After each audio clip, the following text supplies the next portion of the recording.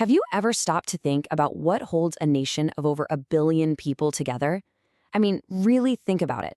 Well, today, we're going to pull back the curtain on the very blueprint of modern India, its constitution. Let's get into it.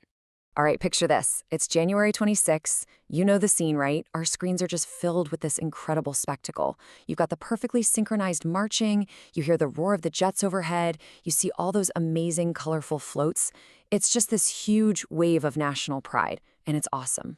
But have you ever wondered, beyond all that amazing pageantry, what are we actually celebrating? What's the real story behind this huge national holiday? It all comes down to this book. We are celebrating the Constitution of India. This single document, which officially came into effect on January 26, 1950, is literally the bedrock of the entire nation. Okay, so what is this thing? What exactly is a constitution? To really get a handle on how important it is, let's think about it in a really simple way.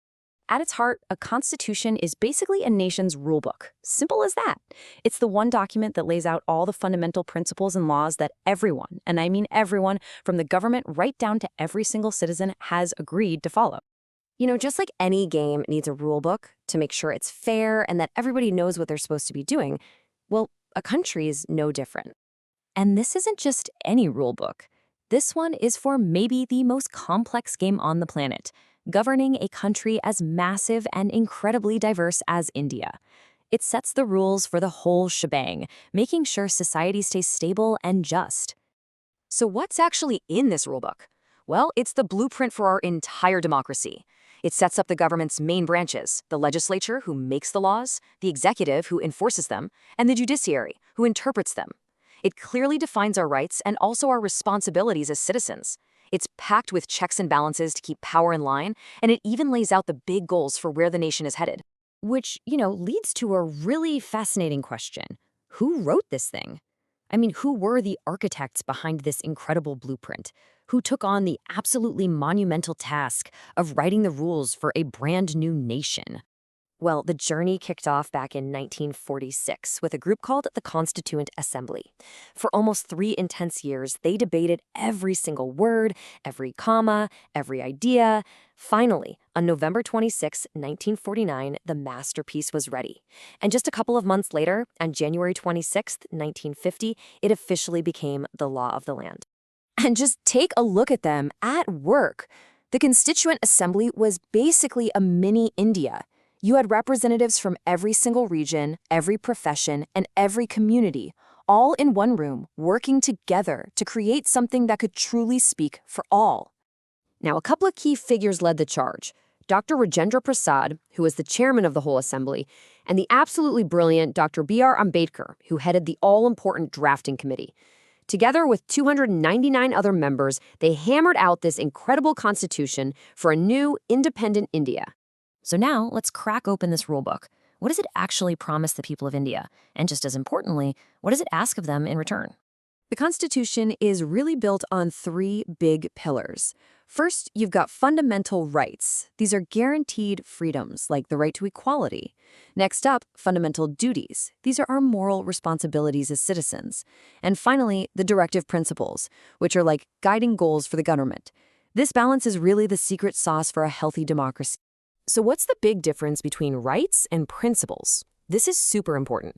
Rights are enforceable promises. If your right to equality is violated, you can actually go to court. Principles, on the other hand, are goals. You can't sue the government if a goal isn't met right away. Think of it like this. Your right to practice any profession is legally protected today. Meanwhile, a principle directs the government to work towards securing a living wage for everyone. You can't sue them for not doing it tomorrow, but that goal is what pushes them to create laws like minimum wage acts that slowly turn that goal into a reality. Okay, so you might be thinking, this was all written back in 1950. How on earth can it still be relevant today in our fast-changing world? Well, the folks who wrote it were pretty brilliant. They designed it to be a living document. They knew the future would bring new challenges they couldn't even imagine, so they built in a way for it to change. Through something called amendments, the Constitution can adapt. It's not frozen in time. It's designed to grow right along with the nation. And this process is thorough. It's not easy to change, which is a good thing. When a need for a change comes up, the proposal gets intensely debated in Parliament before the Constitution is updated. A fantastic example of this in action is the Panchayati Raj system. That wasn't in the original text. It was added in 1992, completely changing how local government works by empowering villages and towns. But as these powerful words from Dr. Rajendra Prasad remind us, a constitution is more than just ink on paper. Its real strength comes from the people who live by its values. That means having respect for others, being able to compromise, and staying committed to this whole idea of democracy. So the Constitution lays the foundation. It gives us powerful rights, but it also asks us to uphold our duties. It's up to each and every one of us to build upon that foundation. Knowing your rights is one thing, but the real question is, how will you live out your duties and play your part in India's amazing, ongoing story?